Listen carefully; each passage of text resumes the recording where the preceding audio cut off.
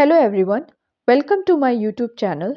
आज हम mechanical and chemical digestion in salivary gland के बारे में पढ़ेंगे। जो भी मैकेनिकल और केमिकल डाइजेशन सलाइवरी ग्लैंड के अंदर होते हैं।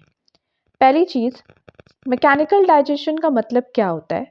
मैकेनिकल डाइजेशन मीन्स फूड को फिजिकली ब्रेक करना, जैसे कि च्विंगिंग करते हैं यानी कि मैस्टिकेशन, ग्राइंडिंग, क्रशिंग।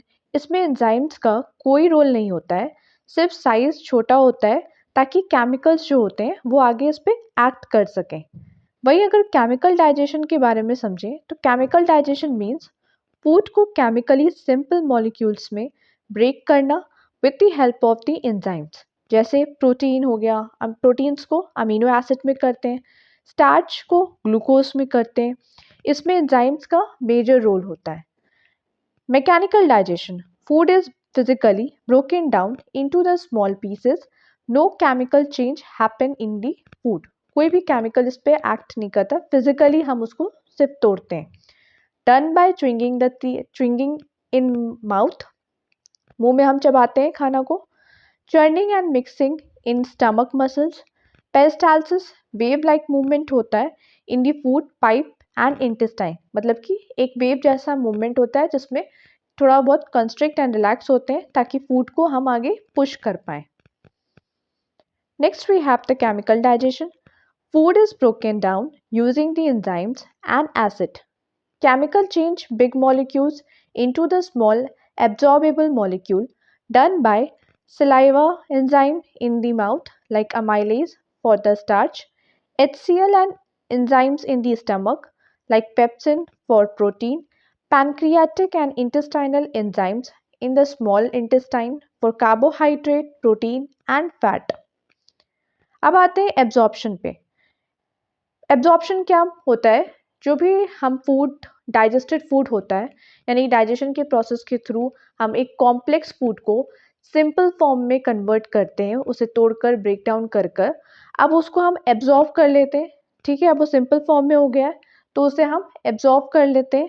सो वही चीज़ है, it is a process by which digested food passes from the intestine into the blood or lymph. Where does it mainly happen? होता कहाँ पर है? एब्जॉर्प्शन सबसे ज़्यादा स्मॉल इंटेस्टाइन में होता है।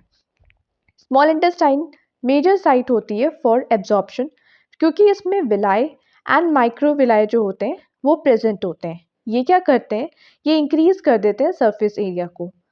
कार्बोहाइड्रेट्स जो होते हैं ये डाइजेस्टेड होते हैं ग्लूकोज के इनटू ग्लूकोज में, यानी कि ग्लूकोज में ये कन्वर्ट हो जाते हैं and they get absorbed into the blood capillaries in विलाय। Protein digested होते हैं into amino acid and they get absorbed into the blood capillaries.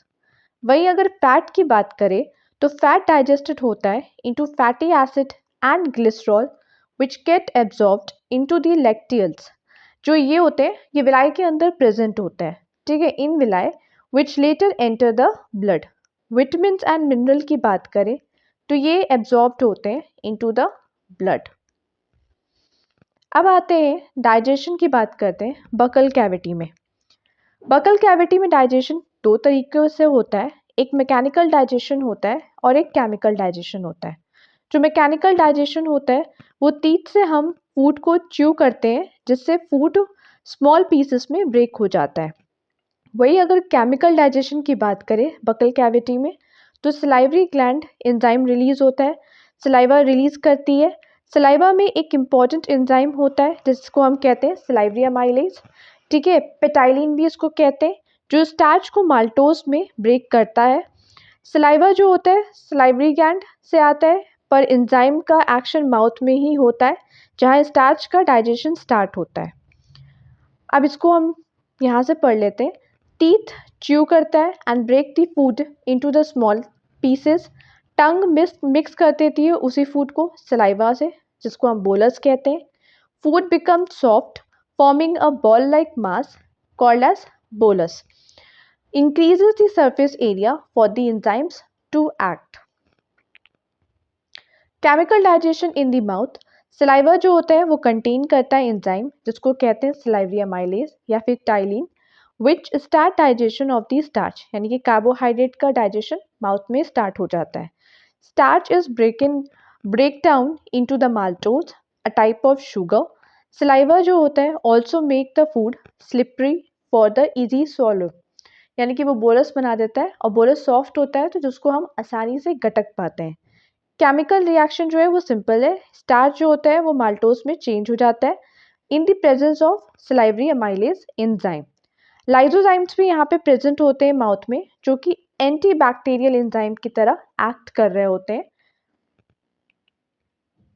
वही हम आते हैं तो यहाँ पे एब्जॉर्प्शन, किन किन चीज़ों का एब्जॉर्प्शन होता है बकल कैविटी में. बेसिकली हम हर एक ग्लैंड का एब्जॉर्प्शन और उस ग्लैंड में होने वाले डाइजेशन, चाहे वो मैकेनिकल डाइजेशन हो चाहे वो केमिकल डाइजेशन हो, दोनों को साथ लेके चल रहे हैं. एब्जॉर्प्शन की बात करते हैं बकल कैविटी में, तो बकल कैविटी में एब्जॉर्प्शन ऑलमोस्ट नेग्लिजिबल होता है, यानी कि एब्जॉर्प्शन बहुत कम होता है.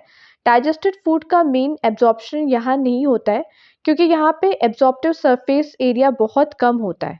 सिर्फ कुछ मेडिसिन एब्जॉर्ब हो पाती हैं जो कि सबलिंगुअल टैबलेट्स होती हैं, यानी कि जो हम टंग के नीचे रखते हैं ताकि जल्दी असर करें.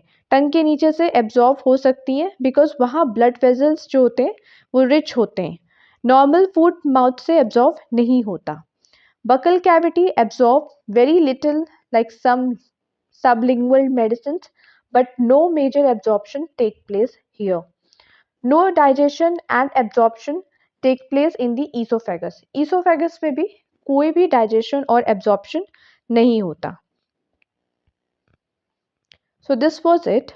अगर आपको लेक्चर अच्छा लगा हो, समझ में आया हो, then please like and subscribe my channel. Thanks for watching.